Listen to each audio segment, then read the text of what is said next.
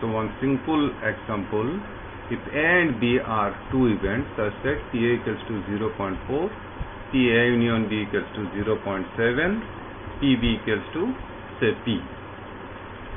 For what value of P are the events A and B mutually exclusive? Now we know that if A and B are mutually exclusive, then what happens? PA intersection B equals to 0. Why PA intersection B is 0? Because if A and B are mutually exclusive, then the two events can never occur together. That means A intersection B becomes a null set, or PA intersection B equals to 0. So simply we have written PA union B, the expansion PA plus PB minus PA intersection B. And if A and B are mutually exclusive, PA intersection B becomes 0. So the left side becomes 0, we get P equals to 0.3. And if A intersection, if A and B are independent, that is the second part, then we know that PA intersection B equals to PA into PB. So ultimately we get P equals to 1 by 2. Now another example. Given PA equals to half, PB equals to 1 upon 3, and PA intersection B. Here it's written PAB. You always use the symbol PA intersection B. And PA intersection B equals to 1 by 4. Find the values of the following: PA bar, PA plus B. But you don't use this symbol PA plus B. You write PA union B.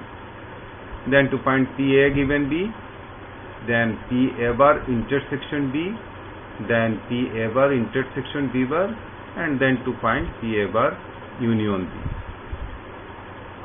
And next part we shall come later on. Anyway, so how to find out PA bar? This is nothing but 1 minus PA, because we know PA plus PA bar equals to 1. And how to find out PA union B? It's very simple. Just write the expansion and put the value, and PA given B, this is the definition of conditional probability, PA intersection B upon PB. And how to find out PA bar intersection B? This is PB minus PA intersection B. You just use the Venn diagram. I have shown it earlier also in earlier slides, that draw a Venn diagram and you see which area is A bar intersection B. It can be written as PB minus PA intersection B. And PA bar intersection B bar, this is nothing but 1 minus PA union B. This also I have shown earlier. So PA bar intersection B bar equals to 1 minus PA intersection B. A bar intersection B bar area in the Venn diagram, you will see it's nothing but S minus A union B. And if we take probability both sides, then what happens? Probability A bar intersection B bar equals to PS, that means 1 minus PA union B. And PA union B, already you have got the value, put this here. Then PA bar union B. PA bar union B. This is nothing but PA bar plus PB minus PA bar intersection B. Here actually we have used the addition theorem. This theorem we have used. In place of A, just write A bar. You have the value PA bar, you have the value PB, and you have the value PA bar intersection B. Now next part B, it's interesting. State whether the events A and B are mutually exclusive. Now when the events A and B are mutually exclusive, if PA intersection B becomes equal to 0.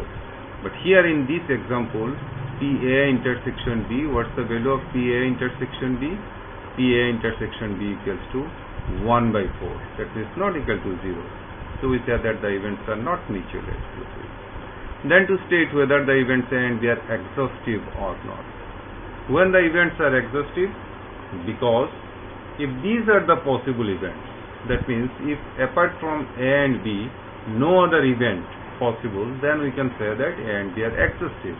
That means simply we say that A union B equals to the sample space, or probability A union B equals to 1.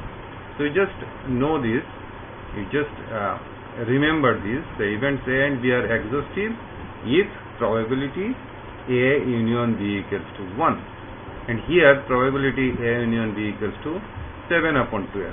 So A and B are not exhaustive. Now whether they are equally likely, if PA equals to PB, only then A and B are equally likely. So here the events are not equally likely.